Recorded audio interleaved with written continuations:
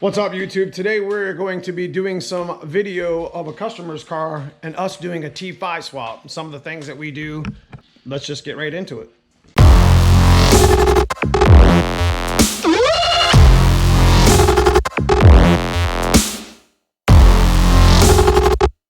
So this is a customer, Ryan's car. He trailered this car all the way from Florida to bring it here to Neomustang. We're going to be doing a T5 swap, and I'm going to pretty much skip a lot of the disassembly. But I'll go over it real quick with you on what we need to do. And some of you guys don't know. Obviously, the T5 drive shaft is different because the AOD drive shaft does have the weight on it.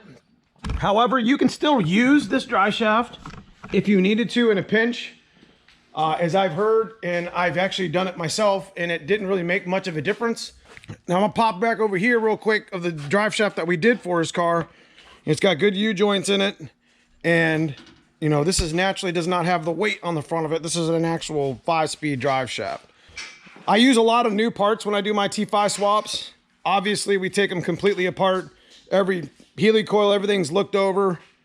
And this specific T5 swap is actually going to get a new third. And Bob Hanlon hooked me up with a new, a good used OE counter shaft because I had to buy a new counter shaft for this trans core that was here. Part of the disassembly of this vehicle, we're going to be taking the drive shaft out. You got to drop your H pipe. You got to disconnect your smog if you have that tube. At this point, I think Cousin Paul is removing the O2s and the H pipe itself. And we're going to start we're going to go to the cross member, and the cross members are different. The T5 one's normally found like in the middle. You know, this is slotted backwards. I like to use the adjustable one that Ford sells you from LMR, lmr.com. Make sure you guys check that out. But we're going to continue disassembly of the exhaust and the drive shaft and the cross member, get the transmission tilted, and we're going to get it, get it emptied or whatever. Part of the emptying is taking this inspection plate out, and there's an actual plug in here.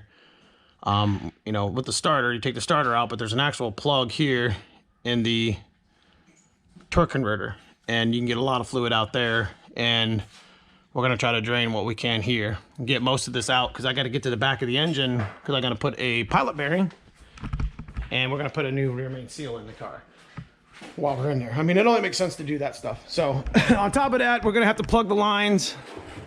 We got the 2 lines that we got to pull out of this area, and you know, there's cooler lines that go up into the radiator, so we're going to have to get up in there and plug those too. So we'll get it to the point where we're basically installing flywheel, clutch set.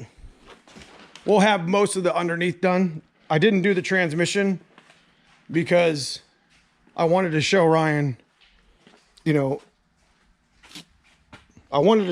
condition. I mean, this slider's in really good shape.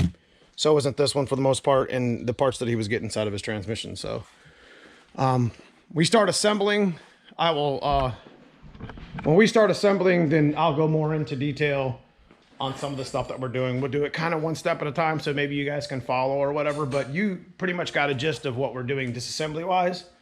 The cooler lines, the trans, the torque converter, it's all really pretty easy stuff.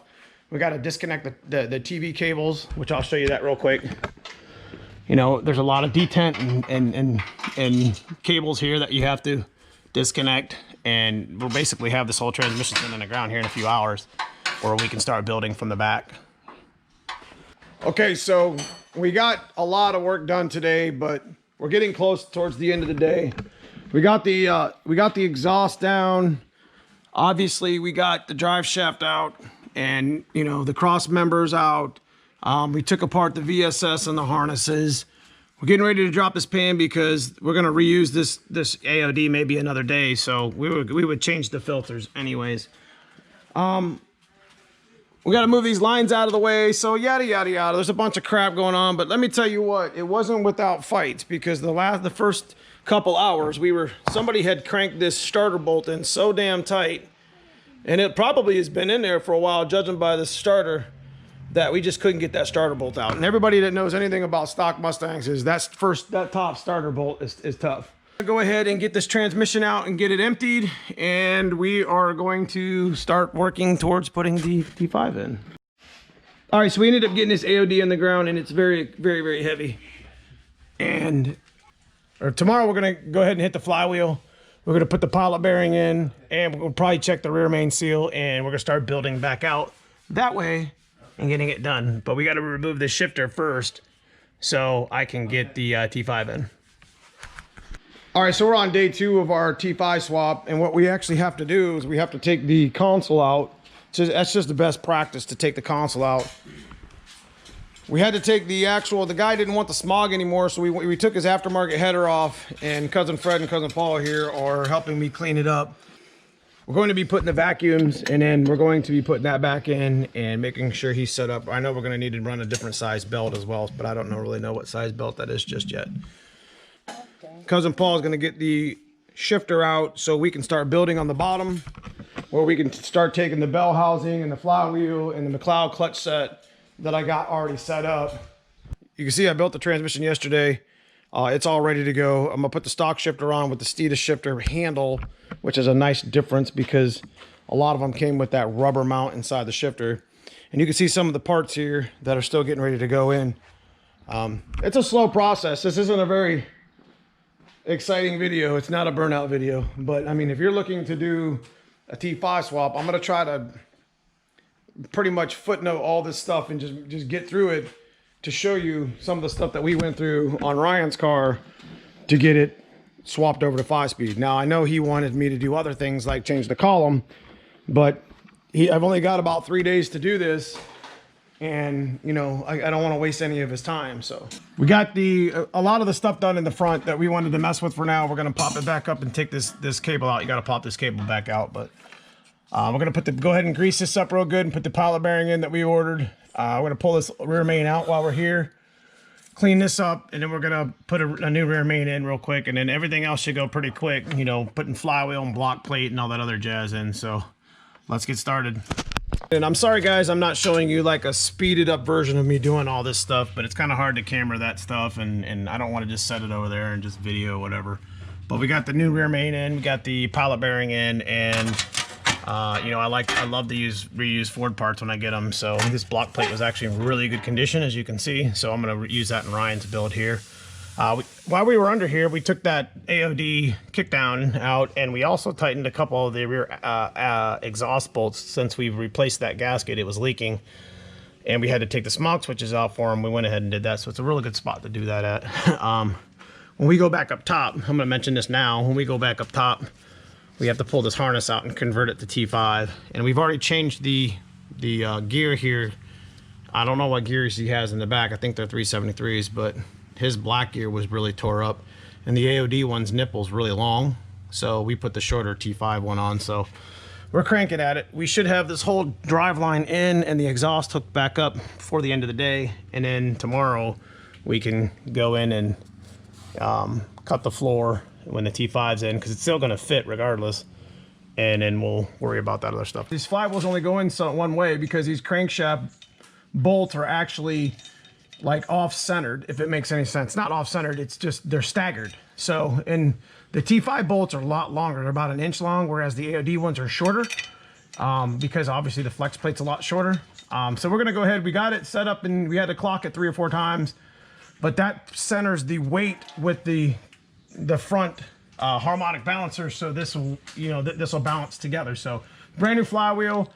We got a McLeod clutch that's going in underneath it. Right now I'm going to torque these at about 90 foot-pounds with my torque wrench, and we're going to keep moving. So we're moving right along here. We got the McLeod clutch set. This is the street level 400 horsepower one. We got the alignment tool in. It's an organic clutch. So we're going to go around these 3 or 4 times. This is a 13 mil, 1/2 inch, whatever. And then we're going to go ahead and get the bell housing on. You know, a couple things you need to know is there's only one way this disc goes in. You don't want to put it in backwards, because then you'll jam everything up. And you got to make sure you use pins. There's these little dowel pins. They're alignment pins. Now on a twin disc, and I'm going to show you real quick. So on the twin disc, this is in my black car. You can see there's a mark right here. It's usually painted, but I marked it. Anyways, you can see the mark right here. This is actually balanced to a certain way. So you can't just put this on a certain way. Long story short, it's got to match up to the springs, but that's what a twin twist looks like. And I only use that reference because that's a McLeod, and McLeod is probably one of my favorite clutches because it has one of the better clutch pedals feels to it that I've always enjoyed. So we've got cousin Paul over here starting this up. We're going to go ahead and go around these 2 or 3 times, and then we're going to put the bell housing in and the fork and the throwout bearing and start figuring out the starter. I like to reuse a lot of Ford parts. This is actually a really good Ford part. One thing when you get ready to put this this fork in is you got to make sure that these prongs aren't bent up. So what I like to do sometimes is just, you know, kind of take a pair of pliers and make sure they're bent straight and make sure they're kind of close, you know what I mean? That they got a good tension on them still. Make sure you put grease in them. I also, every T5 swap has changed this ball. This pivot ball has a washer underneath of it, so they don't come, when you buy them new, you don't get that washer. So you got to make sure you, when you take it off, these are always wore the F out. So, you know, you'll notice when I put this on, that'll clip in kind of hard, and that's kind of what you want. Last thing I wanted to talk about was the throwout bearing. Popular belief, guys, throwout bearing doesn't go in like this. See that? That don't go in like that. It goes in here. These prongs are the same as this one. They hold tension. See? That's the way it looks. It rides on this prong when it's riding on the input shaft or on the bearing retainer. So we're gonna go ahead and put this in. You can see how it clipped. It holds pretty nice pressure for the most part. It doesn't want to pull out. So, you know, it'll have tension on it anyways. So we're good. So we're getting close to putting this in. What we did was we tipped the transmission. We got plenty of extra yokes. So I like to plug the yoke in the back, and we tip the transmission over, and this is the fill hole, and it usually takes about 2 3/4 to almost 3 quarts full. And you know, there's the drive shaft. So what we're gonna do is we're gonna get it in, we're gonna get it up, and we're gonna get our trans to bell bolts ready. And there's a little trick, kind of helps you with, you know, collapsing the clutch helps the transmission seat, because too many people try to draw it up and then they bust stuff. So they wonder why it gets all bound. So I'm gonna leave this on, and you probably hear some music, and I'll show you what I'm talking about when we get close to it.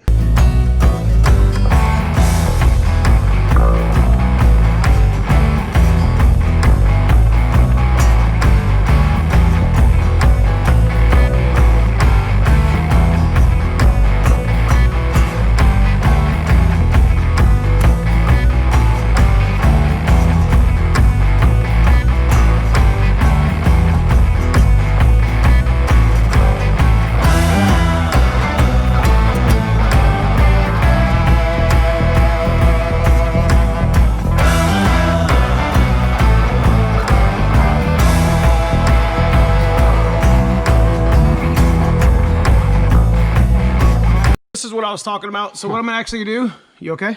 Yeah. While these guys sweat their tails off. So I'm actually gonna collapse this. It's a little trick that you do not draw this up. You know what I mean? So let me see if I can do this while we're filming. Shouldn't be a problem. I've done this a couple times.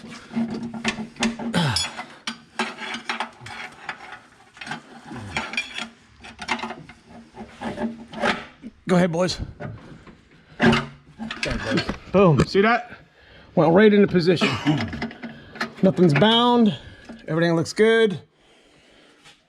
I think the throwout is good. So here we have it. Put the bolts in, zip them in, we'll be done.